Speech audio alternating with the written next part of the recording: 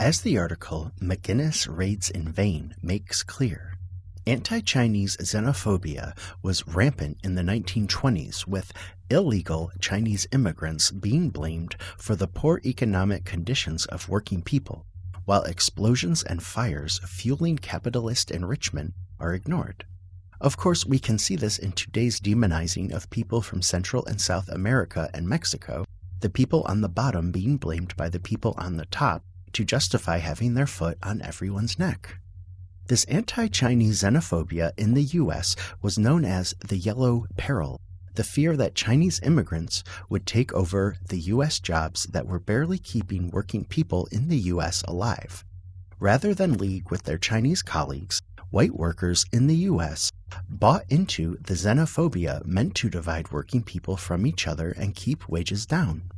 1882 had seen the Chinese Exclusion Act, banning further immigration from China, about 100 years after Chinese people had been coming to the New World, particularly California, where they worked on the bottom rung in the railroads, where they were known as coolies. The Encyclopedia Britannica tells us that the usually pejorative term comes from either the Hindu word coolie, an Aboriginal tribal name, or from the Tamil coolie, meaning wages, and meant an unskilled laborer, usually in or from the Far East, hired for low or subsistence wages. The so-called coolie trade began in the late 1840s as a response to the labor shortage brought on by the worldwide movement to abolish slavery. The majority of these contract laborers were shipped from China to developing European colonial areas such as Hawaii, Ceylon, Malaya, and the Caribbean. On August 13, the Times-Union almost taunts McGuinness's failure to find anyone to arrest.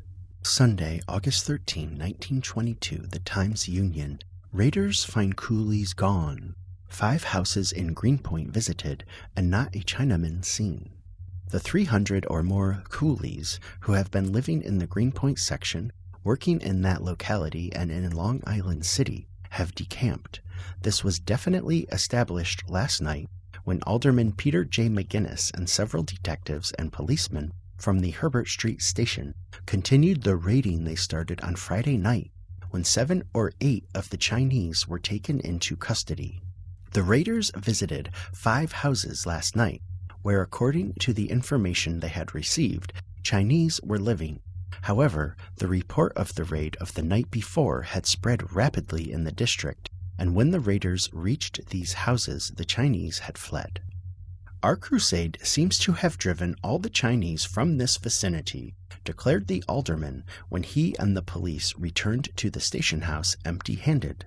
There is no place in this neighborhood for this class of cheap labor. There are plenty of white men to do what work is needed hereabouts, and the proprietors of industries should be prohibited from hiring Chinese who have been smuggled into the city and who are willing to work for very small wages. We shall keep after these coolies, and if any more of them make their appearance in Greenpoint, we will get after them, said the alderman. Last night's raiding party consisted of Alderman McGuinness, detectives John McCambridge and Lewis Stevens, and patrolmen Arthur McCartney and Benjamin Waldeck, all from the Herbert Street Police Station. They visited 159 Meeker Avenue, where the raid occurred on Friday night. Their information was that 32 Chinese were living there, but when they entered the place, they were informed by the proprietor that the men had all left yesterday morning, evidently having heard of the raid the night before. At 197 Norman Avenue, the raiders found no trace of the 123 Chinese reported to be living there.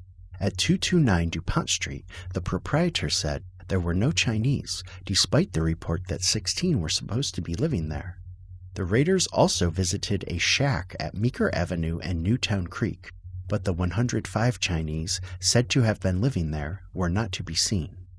The last place visited was 181 Greenpoint Avenue, where the report was that 46 Chinese had been living. They were not present when the raiders arrived. 3 days after the McGuinness raids, The Times-Union tells us why he didn't find any Chinese people to round up. Wednesday, August 16, 1922, the Times-Union. Chinese escape prison sentence. Ah Ming let go on explaining that all coolies have left Greenpoint section. When it was announced as part of his defense that all the coolies had been cleared out of the Greenpoint section, Ah Ming of 197 Norman Avenue, charged with violations of the sanitary code, received a suspended sentence yesterday from Magistrate Dodd in the Municipal Term Court. Ming had employed more than 300 coolies in his factory and had paid them 50 cents a day. The conditions were exposed by Inspector Steffens of the Department of Health and Alderman McGuinness. The latter had applied to Senator William M. Calder for federal intervention. The case had aroused much interest, and the health department was represented by Joseph Longerman. He said that as the coolies had been cleared out, he was instructed not to press the case. Magistrate Dodd declared Greenpoint is a section where big families prevail. It is a common thing for a father to have 10 or 12 children, he said.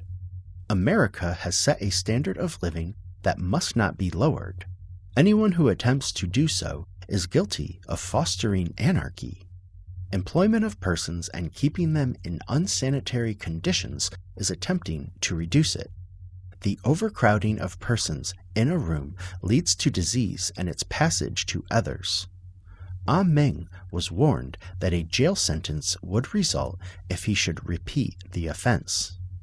14 months later, an item in the Standard Union advertises up-to-date apartments and stores, 2 3-rooms, for the 197 Norman Avenue address that McGuinness raided.